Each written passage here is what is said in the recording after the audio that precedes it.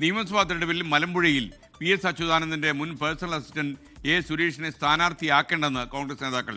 കഴിഞ്ഞ ദിവസം DCCയിൽ AICC secretary PV മോഹന്റെ നേതൃത്വത്തിൽ ചേർന്ന യോഗത്തിലാണ് നേതാക്കൾ ഈ അഭിപ്രായം പറഞ്ഞത്. കൈപ്പത്തി ചിഹ്നത്തിൽ മത്സരിച്ചില്ലെങ്കിൽ വിജയസാധ്യതയില്ലെന്നും നേതാക്കൾ വിലയിരുത്തുന്നു. പാലക്കാട് നിന്ന് ഷാരിഖ് നവാസ് തത്സമയം ചേരുന്നു. Shariq, good morning. പറയൂ ഷാരിഖ്.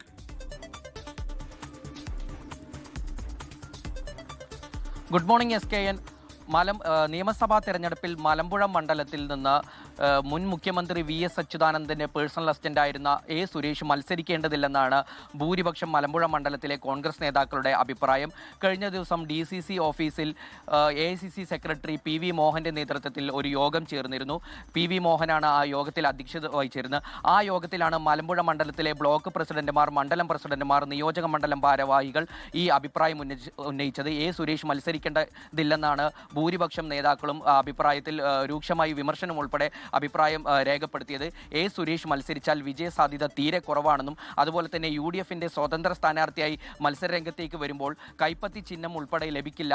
ഇത് വലിയ തിരിച്ചടി തെരഞ്ഞെടുപ്പിൽ നേരിടേണ്ടി വരും. മൂന്നാം സ്ഥാനത്തേക്ക് ഉൾപ്പെടെ പിന്തള്ളപ്പെടും എന്നുള്ള ഉൾപ്പെടെയുള്ള വിമർശനങ്ങൾ യോഗത്തിൽ AICC സെക്രട്ടറി PV മോഹന്റെ മുന്നാലെ നേതാക്കൾ രേഖപ്പെടുത്തിയിരുന്നു. ഇതിൽ വലിയ ഭൂരിപക്ഷ നേതാക്കളും തുറന്നടിച്ചു തന്നെയാണ് ഈ അഭിപ്രായം പറഞ്ഞത്.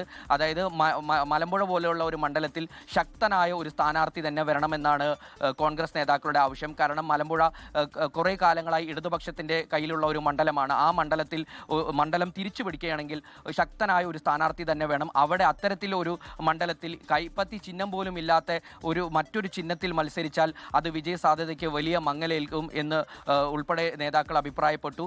അപ്പോൾ കഴിഞ്ഞ ആഴ്ചയാണ് പ്രതിപക്ഷ നേതാവ് VD സതീശൻ നയിച്ച പുതുയുഗ യാത്രയുടെ ഭാഗമായി A സുരേഷ് UDFൽ ചേർന്നത്.